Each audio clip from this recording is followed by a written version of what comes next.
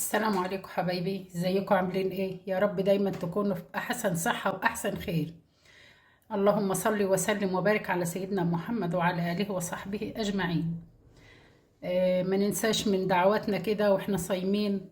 ربنا يتقبل منا جميعا الدعاء لاخواتنا في فلسطين. ربنا يعينهم ويقويهم ويحفظهم من كل شر يا رب، وينصرهم على اعدائهم واعداء الدين ان شاء الله. النهاردة بأمر الله الفيديو بتاعنا هنعمل مع بعض أكلة رهيبة، حاجة كده تحفة. شوفي بسم الله ما شاء الله. الجمال يتكلم، الجمال يتحدث. شايفة؟ بسم الله. شايفة؟ شايفة؟ بسم الله ما شاء الله. بتتحدث عن نفسها، حاجة كده تحفة. اللهم بارك. بسم الله ما شاء الله، تحفة. يلا بينا نسمي الله ونخش على الفيديو بتاعنا. طاسة على النار، حط فيها معلقتين زيت، بسيبهم يسخنوا. وعندي صدر فرخة مسكته قطعته مكعبات بالشكل ده كده. انزل بقى بصدر الفرخة كده بالشكل ده. بسم الله ما شاء الله، على نار عالية عشان ما يسرقش المية. سبتها نشفت من المية اللي نزلتها، شربتها كلها زي ما انت شايفة كده اهي. اديها كمان لون خفيف.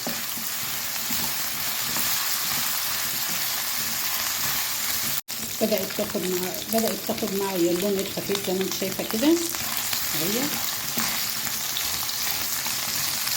عندي بقى بصلة كبيرة كده ايه مقطعاها، هنزل بيها. بسم الله. عندي كمان بطاطستين مقطعاهم مكعبات، برضو انزل بيهم كده.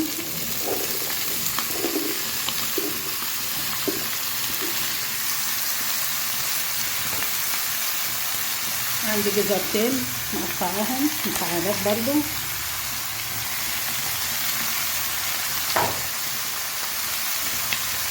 عندي شوية فلفل اخضر الوان اللي موجود عندك اعمليه. اللهم صل على النبي.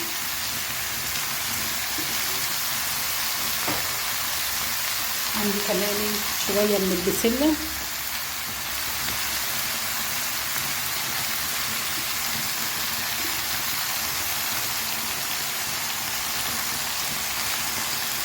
حوالي كوباية كده من البسلة.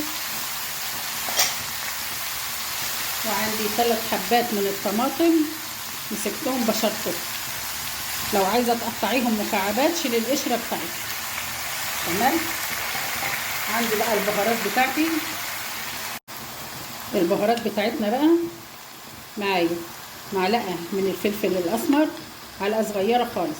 برضو معلقة من بهارات الفراخ، نص معلقة من الكزبرة الناشفة، سنة صغيرة على جوز المعلقة كده من جوز الطيب، نص معلقة من الكاري، معايا نص معلقة من الثوم البودر، نص معلقة كمان من البابريكا، ومعايا نص معلقة من السبع بهارات، وربع معلقة من السماق.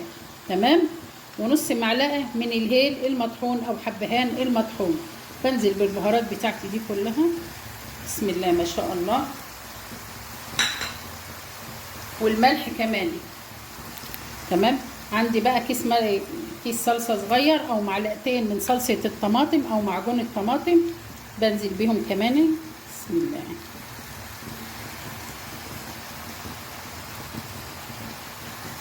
كده ضفنا كل المكونات بتاعتنا. هندي الاول بقى تشويحة كده. بسم الله.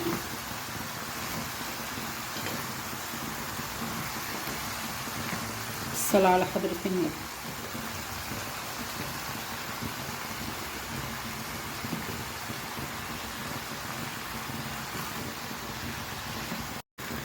هضيف بقى كمان كوباية من المية، وادي تقليبة صغيرة بقى كده واغطي. هدي لها بقى ايه تقليبة كده واسيبها الخضار معايا يستوي.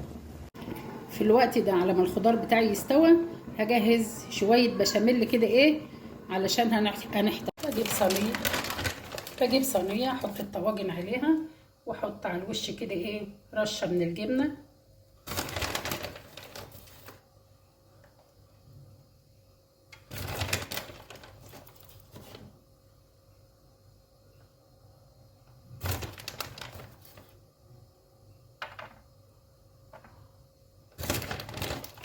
لو حاجه وقعت منك على الصينيه وانت بتحطي شيليها عشان ما تتحرقش.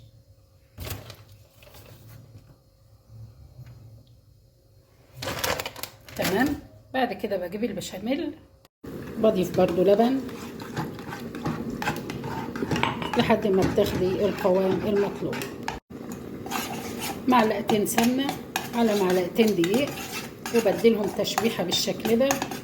ومعايا كوبايه شوربه مجهزاها اهي، ما تسيبهوش يحمر منك علشان ما يمررش. بنزل بالشوربه وعندي كمان كوبايه لبن وبعد كده بتسيبيه لحد ما يستوي ويلف. بضيف له شويه من الملح وشويه من الفلفل الاسمر. انا مش هحط مرقه لان انا حاطه شوربه،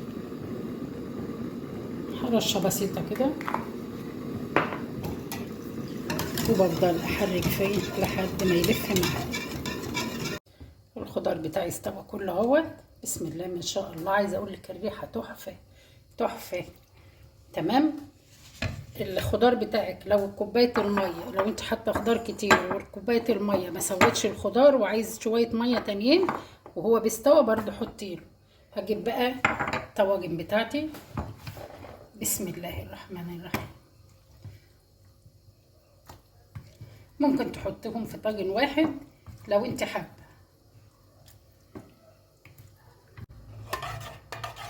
رشه خفيفه حطيناها كده من الجبنه.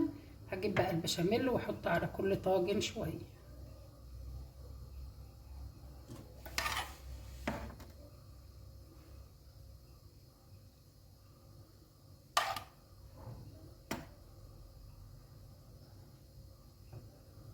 مولعه الفرن، مولعه الشوايه، بس هدخلها الفرن تاخد بقى لون ودوبك تاخد وش معايا.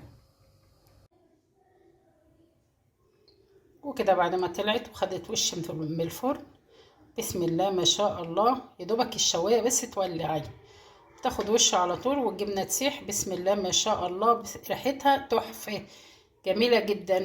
بسم الله ما شاء الله تحفه. ان شاء الله تجربيها. اتمنى الفيديو بتاعنا يكون عجبك. بحبكم في الله. السلام عليكم ورحمه الله وبركاته.